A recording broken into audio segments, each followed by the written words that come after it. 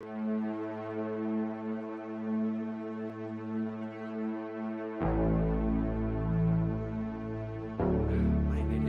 ain't complicated, you know, man. Like a dang Rubik's Cube, man. You like talking about blue, red, man, then you get to one side and like messed up.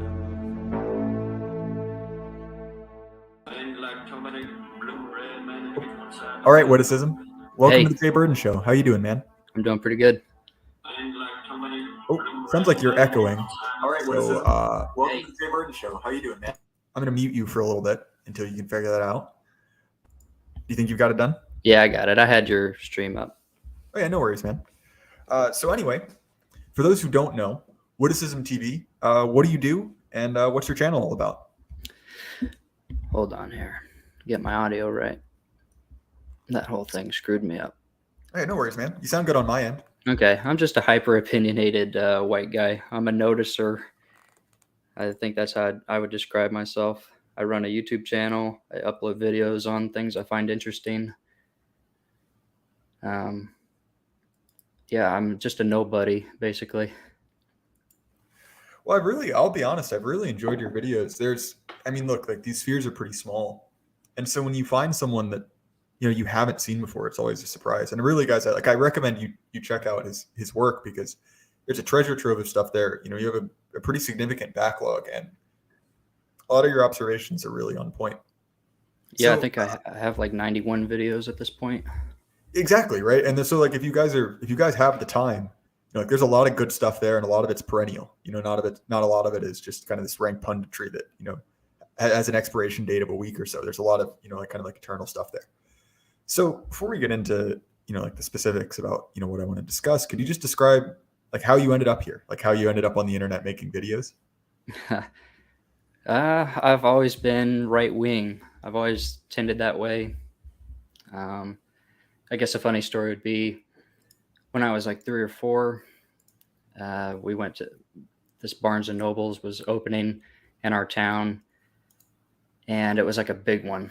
It had like 2 levels, and we walked in, and there was like Spider-Man on the lower level, and Superman. There was all these, comic book superheroes everywhere. And my parents were like, "Oh, there's Spider-Man. Look." And I look down there, and I see a fat, bald guy, like balding. I was like, "Oh, look, Mom, that's Rush Limbaugh." So that was what was in the house, and that's how I grew up. I was homeschooled. My parents were like fundamentalist Christians and like Assembly of God.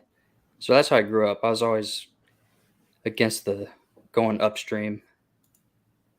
Yeah, it's interesting you bring that up because I also grew up in kind of, fundamentalist, Rush Limbaugh circles. It was mostly my grandparents for me, but I have a very distinct memory of this would have been probably 2008 because it was during the, when fuel went up to really, really high prices. I think it was like $4 or $5 a gallon at the time. And I remember this because, again, when you're that young, at least in my case, like you don't normally pay attention to gas, but I remember everyone was mad about it. And I remember just like driving around the backwoods Virginia listening to Rush Limbaugh. And so it's funny you bring that up because that's also a very like formative memory of mine. Yeah, he was a huge, huge influence, especially on my parents. My dad was like a liberal, and they bought this house out in the country, and they worked 3rd shift. And then so they'd work on this house during the day, and then they would, go to work at night. And during the day, they'd have on the radio, and they had Rush Limbaugh on. And it just completely changed my dad and his outlook. And, Rush had a TV show for a little while, so he would watch that. And he had all the books, and it was like our main source of information because we didn't have TV. And yeah, it's interesting because I know there are many such cases of people I know who at one point in their life were essentially like super liberal, and Rush Limbaugh was kind of like their first taste of like the right wing. And for a lot of people it was like a drug. They really got like hooked on it. Like I think of my my granddad, and he always talked about how he was kind of a liberal by proxy. He's a classic baby boomer during the 60s.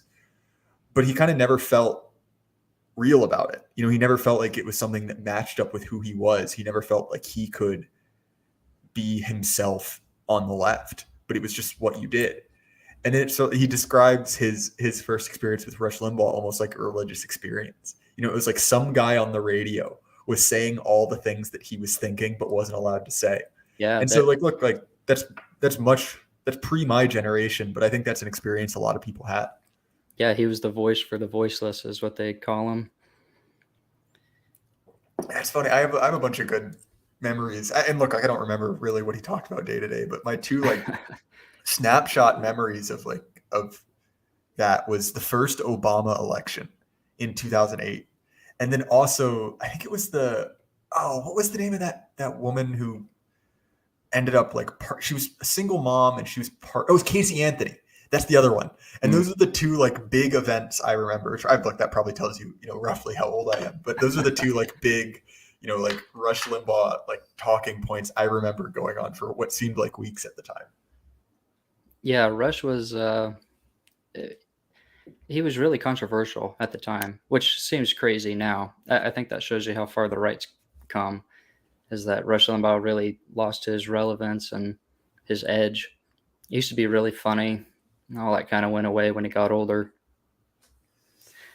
Yeah, definitely. And this is interesting because look, I love, both love and kind of make fun of, red state Republican boomers. But it's interesting because at the local radio station, that syndicated Rush, after he died, they still run his program. And basically what they do is they run the best of. They run his hits. But they have another guy essentially acting as a Rush Limbaugh DJ. And what he does is he'll provide intro commentary about relating it to current events, and then play a mixtape of, Rush Limbaugh, greatest hits, through the decades. And it could be about, the modern debate in the Supreme Court about affirmative action. And you might get, a clip of Rush Limbaugh from 92 or 87, or 2003 talking about affirmative action back to back. And so it's odd because look, I'll be honest, I feel like at this point, and I don't mean to sound, arrogant about it, but we're kind of past Rush Limbaugh talking points. Oh, absolutely. Yeah. But nonetheless, he was hugely influential, and he kind of, in many ways kind of built the foundation a lot of us are kind of continuing to build on now. Yeah. I saw Jack Posobiec on Twitter shared a clip of Rush Limbaugh on TV a long time ago. So he still makes an appearance every now and again. So anyway, this is a slight digression. So what happened between, and look, I'm not asking for your whole life story here, but what was the path between kind of growing up in a right-wing, a right-wing family and, deciding to make, video essays on the internet? Well, I was just a boomer con, I'd say, just a regular normie con. I was always kind of extreme, but nothing. I basically was, Rush Limbaugh and maybe Mark Levin. He was pretty extreme to me, he was more in depth intellectually, which appealed to me. And then, Daily Wire came out, and I was kind of into that for a long time, which is embarrassing now, but in 2014, 2015, that was where we were at. And then 2016 happened, and I tried to start a YouTube channel back then. I showed my face, I was on camera, and it just didn't go very good for me. I tried. I was so flummoxed by how Hillary Clinton and Donald Trump could be so opposite, and then they could still just 3 million votes split between them,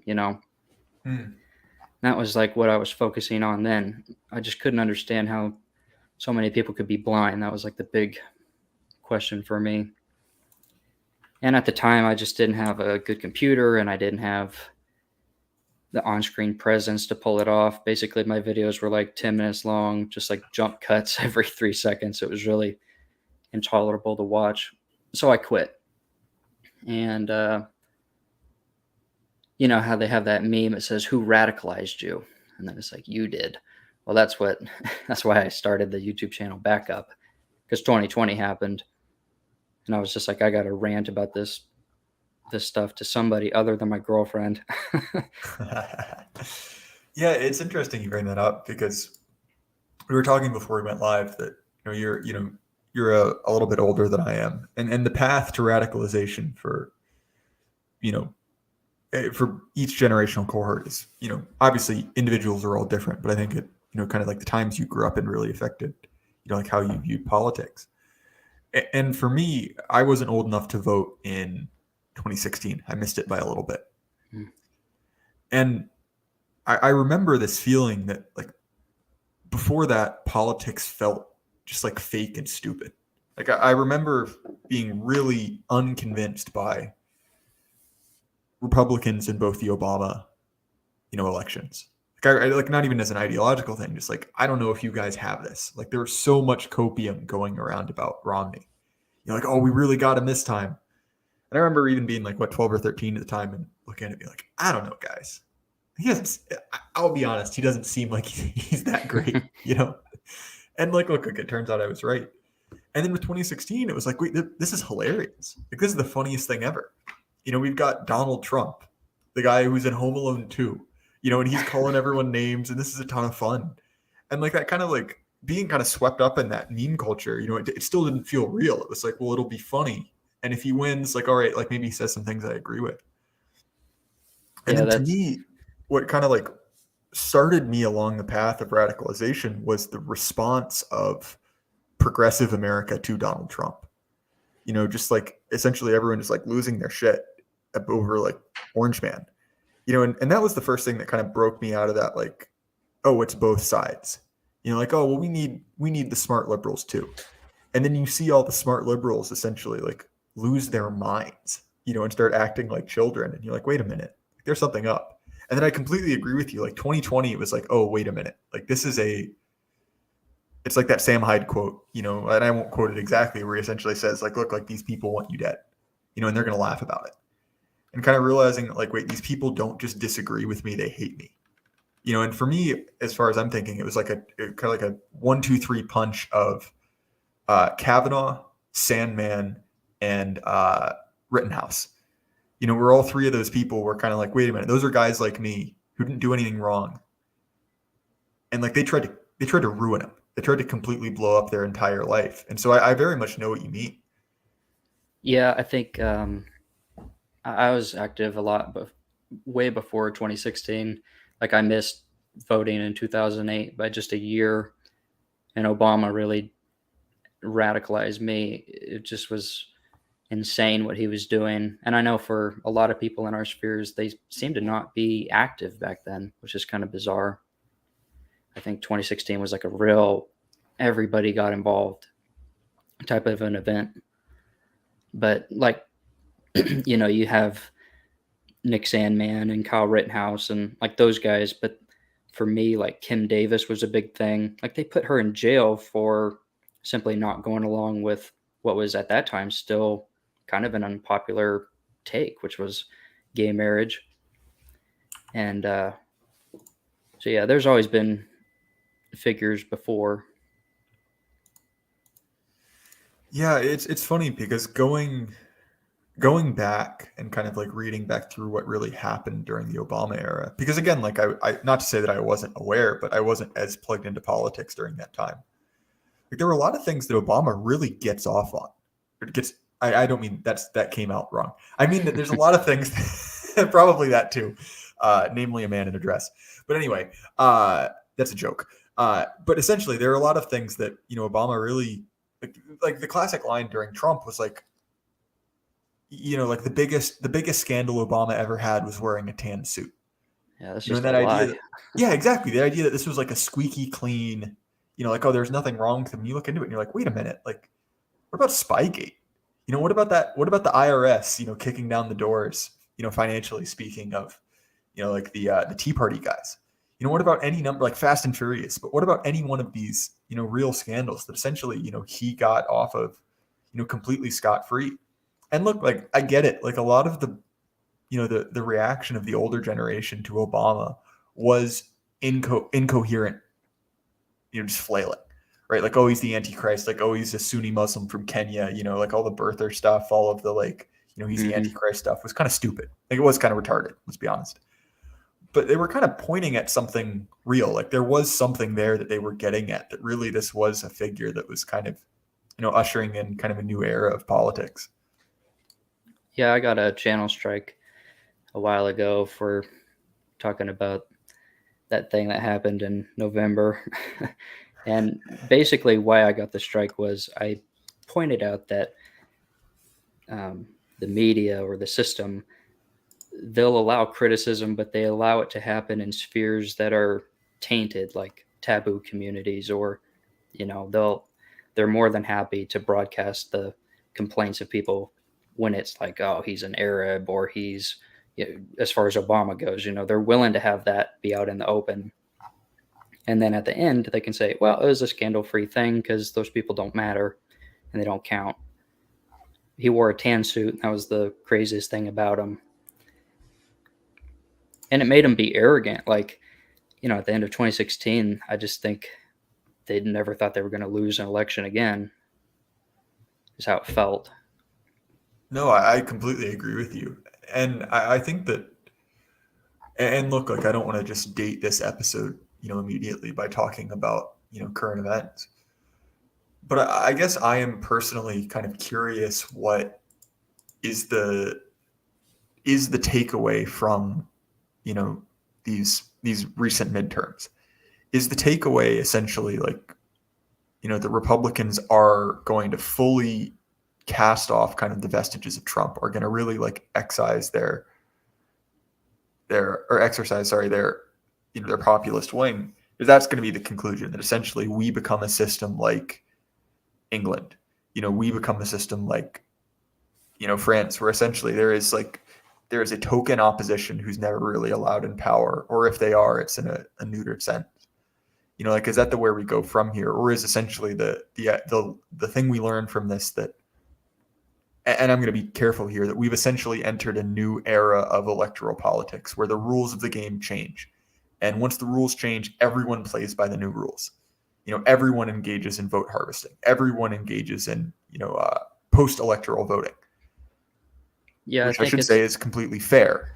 But I think there's kind of a decision tree of where we go from here, and I'm curious to see where it goes, because obviously the red wave did not materialize. That this was not as successful as a referendum on Biden as people thought it would be. But carry on, I don't want to interrupt you. Well, I was having this thought the other day, when we talk about like the mid-century Germans, or we talk about Italian fascism, there always seems to be this attitude of like, well, or, in the mainstream narrative, and then for no reason at all, these people did what they did. That's always kind of the attitude. But we know, with the knowledge we have and the history of it all, that these people were acting under certain conditions. There was this recipe of events and things that happened to them, and they acted accordingly. Like they saw what was wrong, and then they acted. They tried to fix it. But America, I feel like, doesn't have that same impulse. It's like we can't seem to get into that gear, That makes sense? No, I very much, I know what you're getting at. It is odd too, because I feel like one of the big kind of fault lines that ran through whatever you want to call this, like the E-right, the internet right, is essentially the populist versus the elitists, the people who view this as a vanguard movement versus the people who are looking to, win 50 plus 1%. And I'll be honest, like just like temperamentally, I tend to align myself more with the elitist, but I guess after, like you could say maybe 2020 was, and I really want to be delicate about this because I've said before, like I like my YouTube channel. Let's just say that 2020 was an aberration. 2020 was pulling out all the stops. It was like a one-time deal, like we've got to get rid of this guy. And then after that, things go back to business as normal. Or is this the new like mode of American politics? And to me, like I've never been with the populists just by kind of like virtue of, my temperament, my outlook on life. But after this, I kind of look at it and I'm like, all right, guys, well, like, wasn't this supposed to work? Like, are we just supposed to try harder, vote extra hard this time? Because it does seem that like, if this was an uphill battle in 2016, if it was an unwinnable battle in 2020, Well, guess what happened? The same thing happened. And like, well, do you have a plan for making sure it doesn't happen again? And look, like I'd love to be wrong. I really would. But to me, at least, it seems like that issue is kind of being like settled by reality. To me, I think like you see like Katie Hobbs and Carrie Lake. Katie Hobbs does no debates. She barely takes any questions. She does no interviews. She's hidden. We see that in like Joe Biden's campaign. You have like Josh Shapiro versus Doug Mastriano. At Josh's events, there's 10 people, and then at Doug's events, there's 300 people.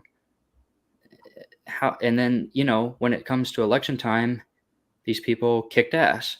And it's like, well, how did that happen? That's very strange. Like, how many elections is that going to happen? You can either come to the conclusion that people are just retarded or something is up, or people actually agree with this stuff. I'm kind of confused on which one to believe. Well, and look, like if it happened once or twice, it could be a coincidence. Like look, like I'm fully, willing to admit that there's kind of a random walk. That like sometimes, whatever, the weather's bad, the old people don't show up, okay, fair enough. You start to add kind of coincidence upon coincidence upon coincidence, and it starts to just kind of like bigger belief at this point. And look, like to me, I kind of agree with the criticisms of democracy. Like I really came into this movement through an anti-democratic position. So my point is not necessarily that everything would be okay if we were able to vote in a fair way. But nonetheless, like when I'm looking at the people I consider, kind of like my friends, the people who are very close to what I think, and I'm kind of like, all right, guys, like, look, like obviously, like I'd rather live in a red state than a blue state, given the choice. Because look, like states like Texas and states like Florida, certainly, and Oklahoma, like those are meaningfully better places to live. But then there's another point where it's like, at what point is this wasted effort? Like at what point are you just like throwing what little power you have essentially into a vacuum? Just letting it all get like sucked away and dissipated. Well, there's this great book called The Populist Delusion. Yeah, really, right? Which should dissuade anybody from putting their faith in people. Well, but nonetheless, like you still, even in, and I realize there are kind of two levels. There are both the implicit and explicit versions of these beliefs. But like when I look to like my right and my left, so to speak, I do see people kind of getting emotionally involved to a degree you would not expect if they had taken the lessons of that book to heart. If you see what I'm getting at. Mm-hmm. Well, I went to this event. My senator was having a town hall, so I went. And it was so old. The room was filled with so many old people. It was kind of crazy. But those are the people who believe in this stuff the most. And even those people are really mad. And I keep thinking, well, how long are we just going to just keep doing the same stupid thing? Like, how long can this go? Like, when is our moment where we kind of lose it and go, yeah, this is all really retarded? But we don't ever seem to do that. That's what I'm like, I wish we could move on from. Yeah, that's one of the things too that, and we talked a little bit about generational differences, but one of the things that's both kind of sad and admirable of our, our parents, our grandparents' generations, is that they still do have this kind of genuine sincerity. Like a lot of these people really do believe in the whole like 1962 civics class version of reality, where if we just won the election, it would all be okay again.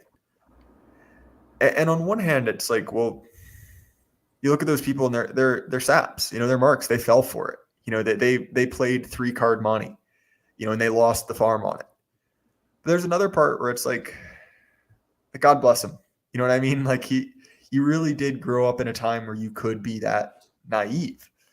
And I can't really hate anyone for kind of believing the best in people, but nonetheless, like if you look at like genuine engagement with the kind of like local RNC level, like, I mean, what do you think the average age is? 60, 65, it's not exactly a bunch of young guys, rearing to go. And again, I don't look like I'm a young guy who's not involved in my local RNC or my local, Republican Party, because I mean, there's no point in it, but two, it's a social death sentence, right?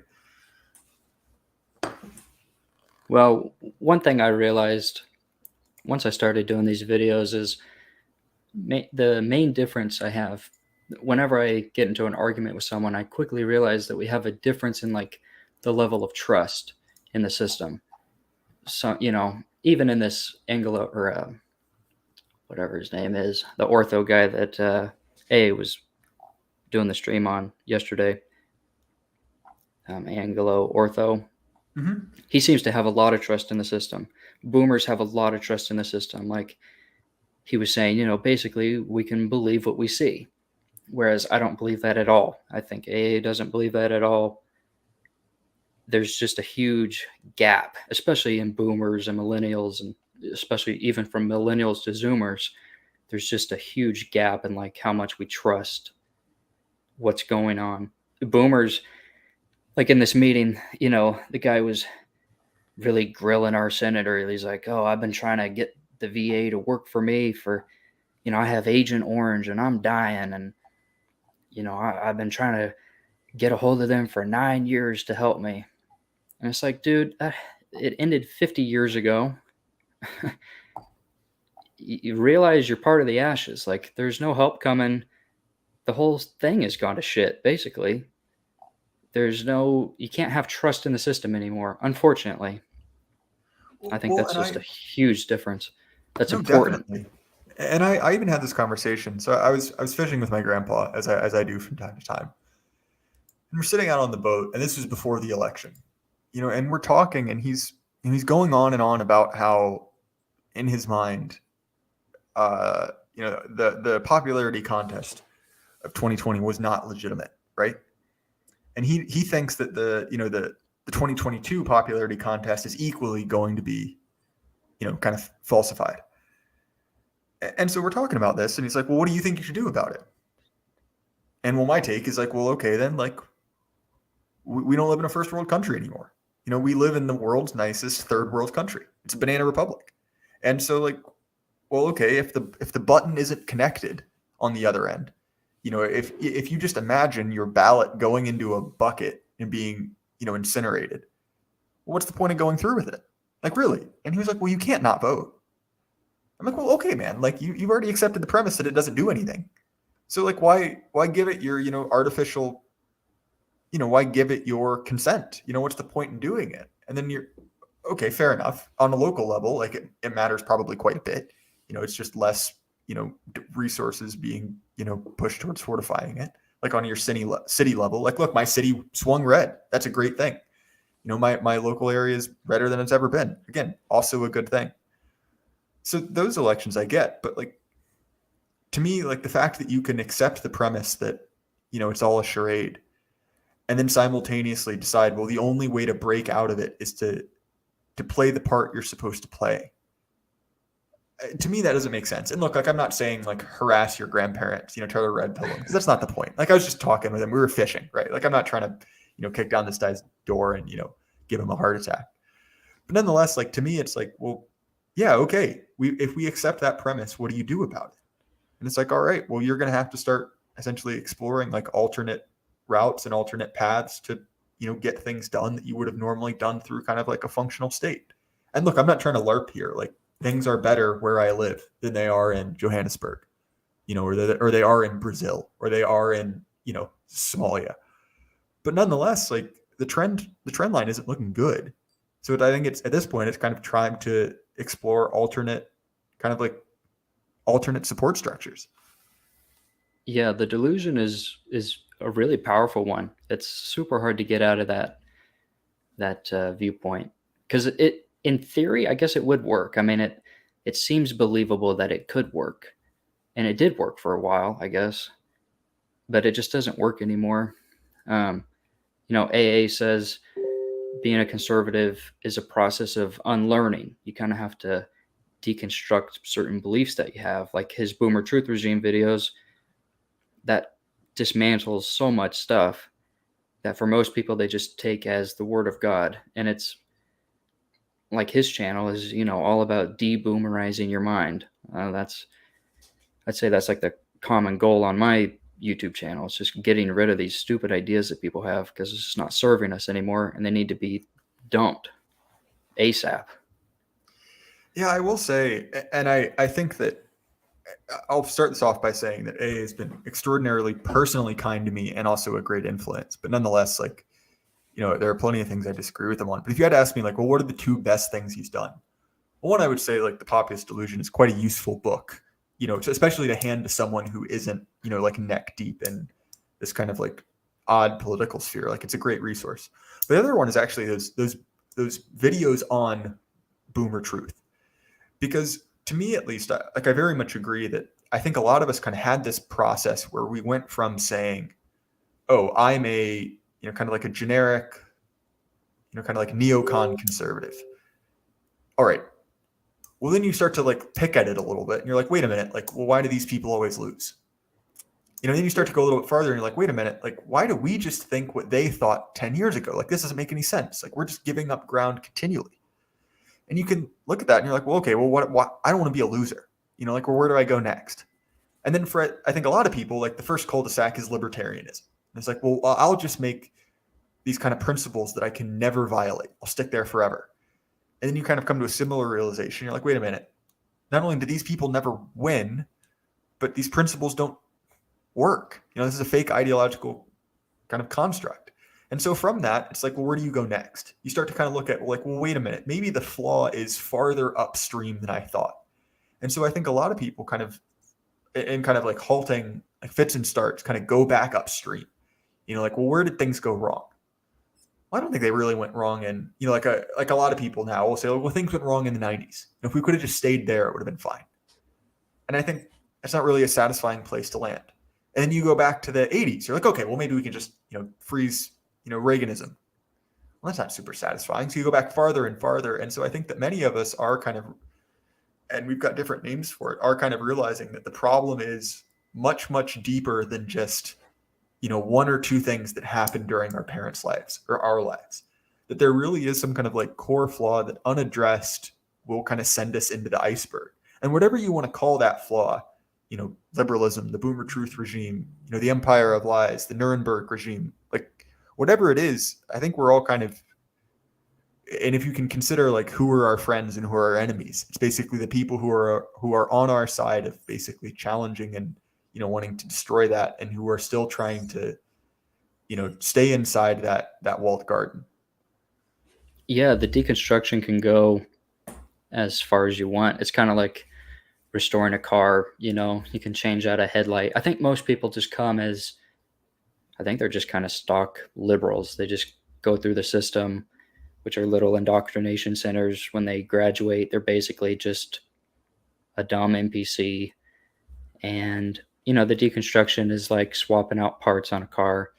And you go, well, you can get red pilled on one thing, and that's like changing out a headlight. And then, you read another book or you investigate something else, and it's like, well, I changed my tires. And then, but it can go, as far as you're personally invested as taking it, you can do a frame off whole restoration job and an engine swap. And I think that's where everybody on the dissident right is like that level. It's just a completely different thing. No, definitely. I think that a lot of us are kind of getting into that position where it's like, well, how much do you examine? And I think there's a trap too. And look, like I've been preparing for a conversation with the guys from Longhouse on Thursday about kind of like the Gen X sensibility and about specifically like the Anglo-Ortho. So one thing, Witticism, by the way, I think your Telegram or some kind of notifications are going off on your computer. Yeah, I hear it. I don't know how to turn it off. I'm fair enough. Computer illiterate. Sorry. I'm never going to blame you for that one. Just want to let you know. But anyway, and so I slightly lost my thought. We were talking about exam. Oh yeah, right, exactly.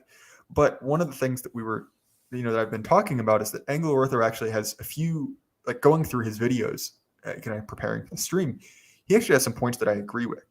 And one of them is this kind of maximal conspiratorial mindset. And I think that there's this trap that all of us have fallen into, where you start to kind of look and you start to poke around And you start to realize that, like, wait a minute, like so many of these things that we have been kind of like taught in school or taught, by our parents, or kind of even just been taught through osmosis, well, these things are lies.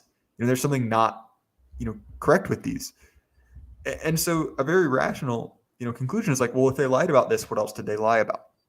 And I think that, there's kind of a noble pursuit in that of finding out the truth. But I mean, there's another part of it. It's like, well, okay, like, man, if your conclusion from, hey, wait a minute, maybe, some certain historical numbers or dates weren't completely accurate, and your end state is, I don't think birds are real and we live on a disc flying through, the firmament of heaven. Like, maybe you kind of overdosed on the red pills, my man. Well, it makes me think of Plato's cave. There's shadows on the wall that are fake, and there is an illusion that's absolutely the truth. And then, in that story, he escapes the cave and he goes outside and he sees the sun, and he has to adjust his eyes to look at truth and reality. And the truth is there's shadows out there too, like the tree casts a shadow, but it's actually real. It's not a fake shadow. And so it is a delicate balance of deciding what's real and what's not real. Because you could say, well, the moon landing was fake. Well, that's a real shadow cast by a real tree. And then you can say, well, Russiagate was fake. Well, that's a fake shadow cast by a person who wants you to think that. Those are two different things that you have to adjust to. Right. There are two different, kind of like orders of, I guess, like of, conspiracy, quote unquote. I'm kind of a conspiracy nut, so like I might not be the best person to talk to about this. I was thinking about this because I work currently I work kind of like this dead end factory job for about 10 hours a day. And, one of the good things about it is that I have an extraordinarily, long amount of time every day to just spend thinking, because I don't see anyone for the vast majority of my day. And I just kind of sit there doing repetitive tasks. So my mind has time to wander. And I kind of had this, as I think many people do, this imaginary conversation where I was basically trying to say, like, well, okay, like, I'm not a conspiracy theorist, but, and I was trying to think, like, well, what conspiracies by the most narrow definition, like the MSNBC definition, do I really believe in? Like, firmly. And I kind of realized, and I'm not going to name them, because again, I like my YouTube channel, but I started to do the math and I was like, wait a minute, that might be a kook. You start to add up and you're like, once it gets to like 5 or 6 of them, you're like, wait a minute, this isn't just a, 1 or 2 is an eccentricity, 3 or 4. And by the time you get to like 6 or 7, you're like, wait, is this just who I am? And I guess like you maybe you just have to lean into that at this point. But, my tinfoil hat is very comfy, I should add. Well, I saw enough of these things where I just decided it's, there's always going to be the official narrative, and then there's going to be holes in that narrative, and then we're going to find out new things that contradict the narrative, and you're never going to know the full story. But that's like a good rule of thumb. Like, I made the opposite day videos because it's such a good guideline. Like, it pans out all the time. They say, Russia blew up the pipeline, and it's like, your immediate reaction should just be the opposite to that. Like, no, they didn't. That's a great guideline for how to find the truth, I think. Yeah, I know what you mean. It is something that I kind of instinctively feel. I think that if you end up on this side of things, you kind of just have to be contrarian. Like if you're the kind of person that follows the crowd, you don't end up in this weird rabbit hole. So I feel like we've selected for a group of people that are hyper contrarian, and so I think of this with even like relatively innocuous things that I just hate by default, because they're popular for no good reason, or because it's kind of like mass market. And while that's not like a universal, I guess, like answer for life, it turns out to be a pretty good one, when you really think about it. If it's just even that like instinct to pause and be like, wait a minute, like, why do all these people agree with it? It can't be that, it can't be that true. But this neatly kind of ties into what I wanted to address, which is your opposite day video. And look, like, there are 2 parts to this video, and if you guys want to check it out, you can find Witticism TV's channel down in the description, and it's one of his more recent videos is called Opposite Day, and it's a quite good one. So if you could just kind of give a short kind of like thesis statement of like what the point you were trying to make in that video, and then just kind of like generally lay out your argument. Again, not trying to, make you do a massive soliloquy on it, but just kind of like explain the video to the people at home. Well, it's kind of a jokey way of looking at it and kind of not. Like, it's a good starting point. You can't apply it to everything. It's not a one-size-fit-all theory. But it is like we seem to live in a world where everything is inverted, and truth is inverted, and beauty is inverted. And, you see a Victoria's Secret ad, and it should be a thin, blonde, hot woman, and instead it's whatever they put on there, fat, black, gross. That's how the world seems to operate. We used to make beautiful cathedrals, and now we make the ugliest Burger Kings. Like, everything is just so gross and inverted of what it used to be. And I don't know when that started. It really picked up steam in the 60s, I think. But yeah, it's like the liberals chose opposite day, and then they just made it a way of life. That's how they operate. And it's kind of like they know what the truth is, and that's what guides them into the decisions they make. It's like that. There's that joke. It says, are you really into black guys, or do you just hate your dad? It's like they hate white people. They hate success. They hate civilization. They hate you being healthy. They hate all of that. And they hate you being straight, and they just pick the opposite just because it pisses you off. And it's their guiding lights, their North Star or their South Star or whatever guides them. They just flipped it because they know the truth. That's what guides them into reversing all these things. And so on a regular day, you would tell the truth in the media.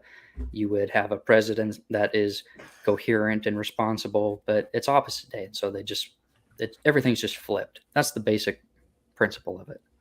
So there's a lot in there, and I want to address that. But for the first time ever, I've checked chat while this is going, and someone said something kind of funny. We was Burger Kangs, which made me laugh. But anyway, so there's a lot there, and one of the prisms through which I kind of like to look at things, because I did kind of come into political analysis through media analysis, is this idea that you can kind of judge a lot about a society from their heroes, from the characters they consider to be, worthy of respect. So like if we look at, the Homeric heroes, well, we can probably get, some kind of view of what the ideal man was like, in kind of like the classical era. That doesn't seem to be too much of a stretch. But there is something to be said for the fact that the guiding light of kind of like OG, original liberalism was Satan, and it was specifically Milton's Satan, right? This idea of like the triumph of, my will, like I will be damned so I can be what I want, like the eternal rebel is, I think, really integral to kind of like this system of belief.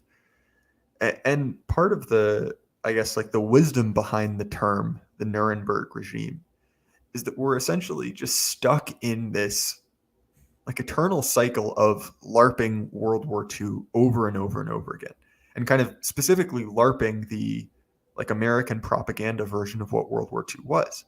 And so you see this in essentially every story is World War II. Star Wars is World War II in space. Harry Potter is magical World War II. And you can kind of apply this to any like character in pop culture. And the point in that is not to say like, oh, these are, incredibly deep, but it is to say that there is this archetype of, the eternal rebel, turning everything on its head. Harry Potter has this, this stodgy society to rebel against. And you see this in everything that kind of progressives like, because one of the things that you notice about progressives is that everything progressives like, as far as like fiction and fantasy and, sci-fi, as far as that goes, none of it is progressive, really. It is in many ways kind of conservative or reactionary, but they need it as a foil to play themselves off against. Like, at least in my mind, like the liberal or the progressive worldview is essentially a completely negative one, that it only exists in rebellion. And much like, Milton's Satan said, like, I'd rather, rule in hell than serve in heaven. There is this idea that like, no matter how bad things get materially, no matter how fat and miserable and, and ugly and, suicidal I am, as long as I'm in charge and I get to choose and I get to kind of defy, the natural order of things, well, that's what I want. It does kind of seem in a weird way like almost the pinnacle of Faustian man. It's this idea of like continually striving on as like a triumph of the will. And so in a weird way that almost like the Nietzscheans and the ultra liberals kind of come to the same position, just to different ends. Yeah, it's just a complete inversion of everything that's right and a glorification of everything that's wrong. I mean, that's what heaven is. It's like a place where no sin is allowed, and then hell is like where all the sin goes. That's like how I made my videos. Hell is empty and all the devils are here. It's like all that horrible stuff is just here wandering around us. And normally that shouldn't be that way. No, definitely. And I think that, to me at least, there's a temptation to kind of idealize the world in which, quote unquote, we win. That people who agree with us kind of take control and we return to some semblance of normalcy.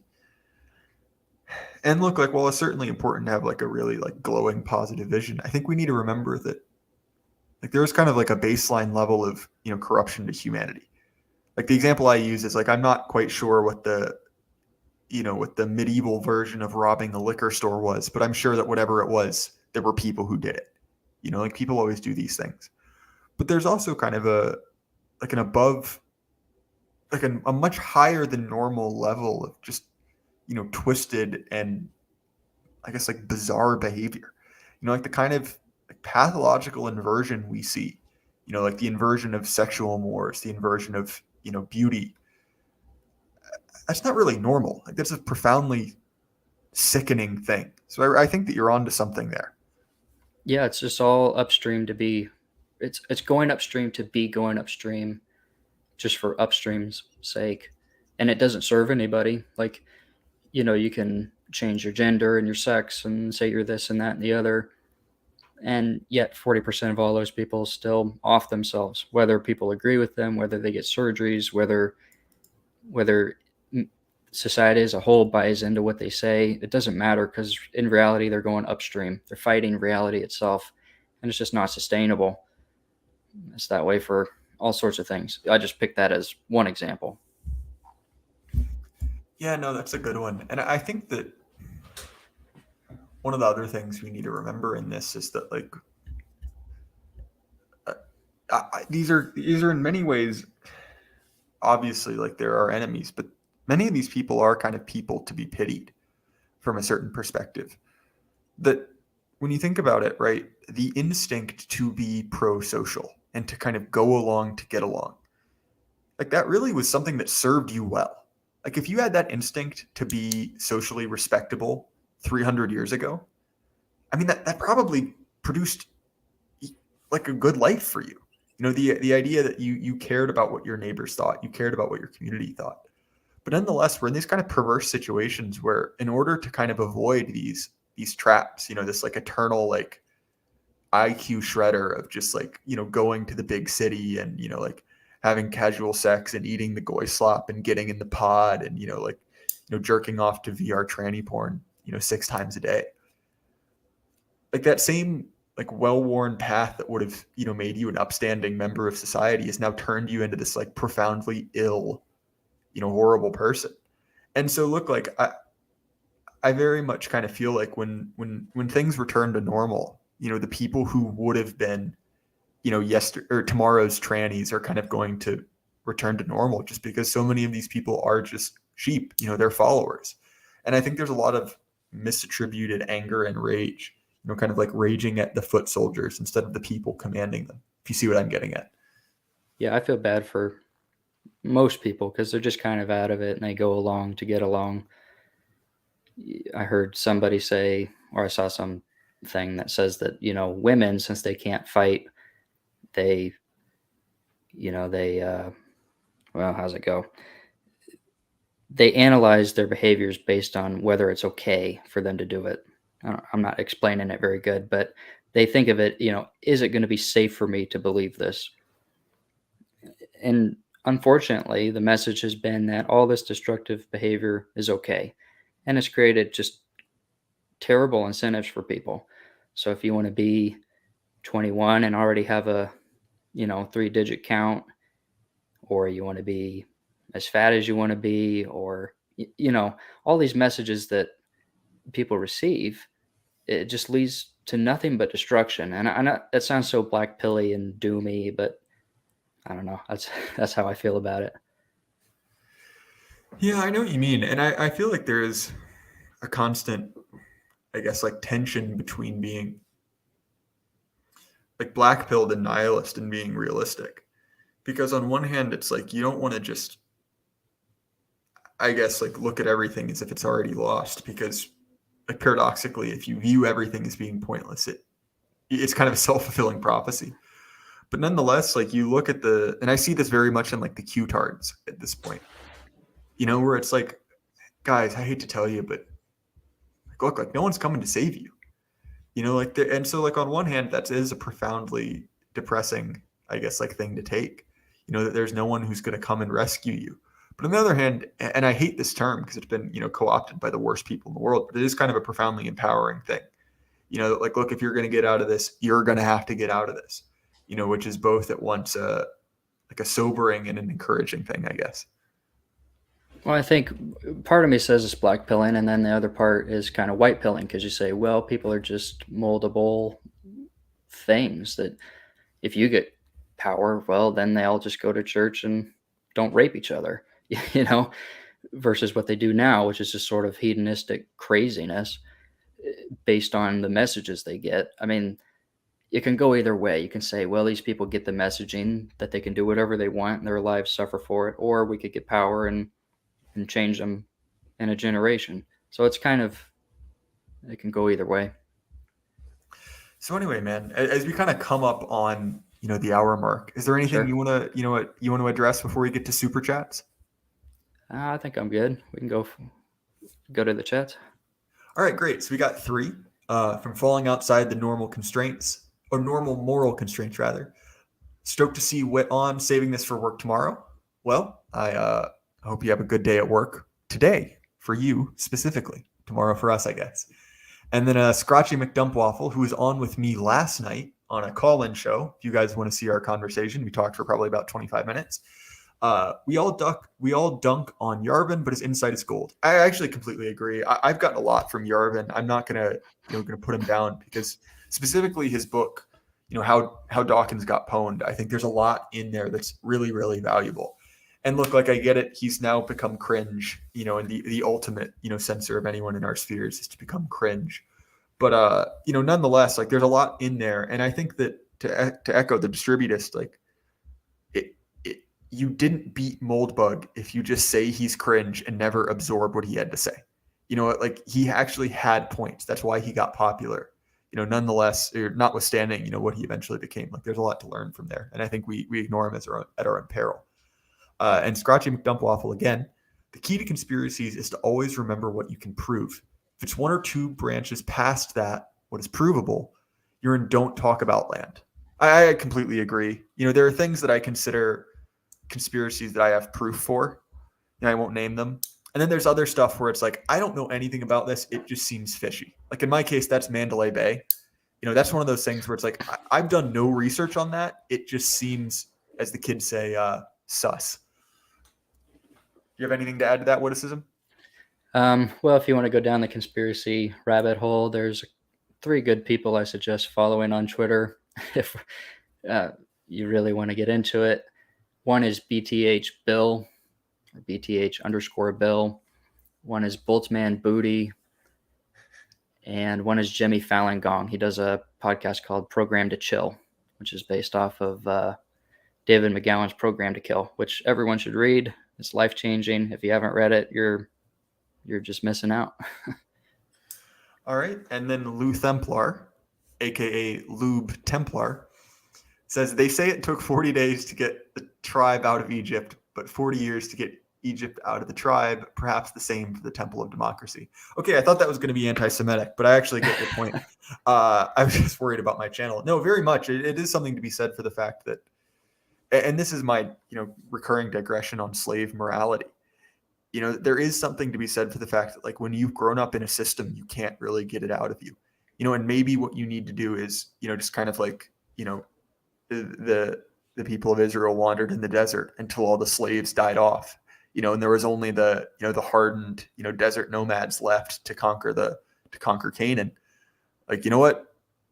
And maybe what we're here for, people our age, maybe even people a little bit older, is maybe we're just preparing the way, for a real hardened generation. Because look, like, I look at myself even, and like, I'm not a complete train wreck, but if I'm going to be perfectly honest, like,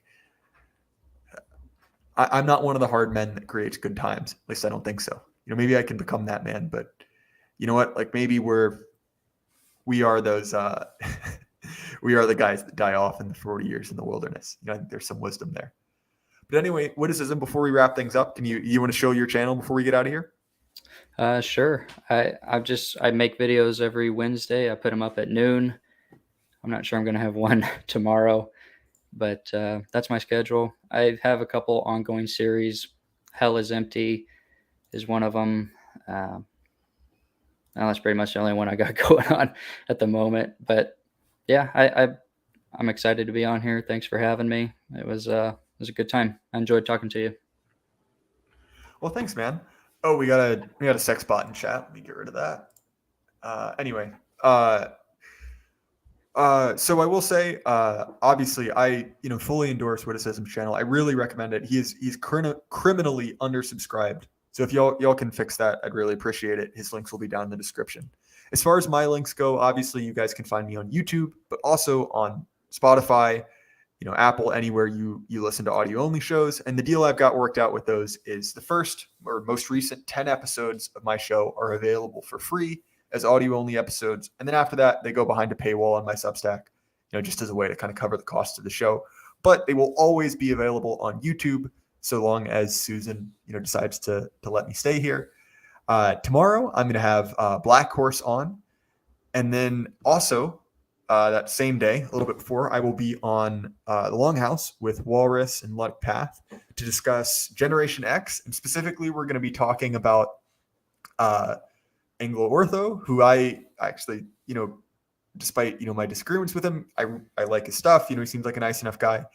And then also my personal pet lolcow, Movie Bob, the who's an absolute who's just a cartoon supervillain who gets paid to review movies, which is kind of funny.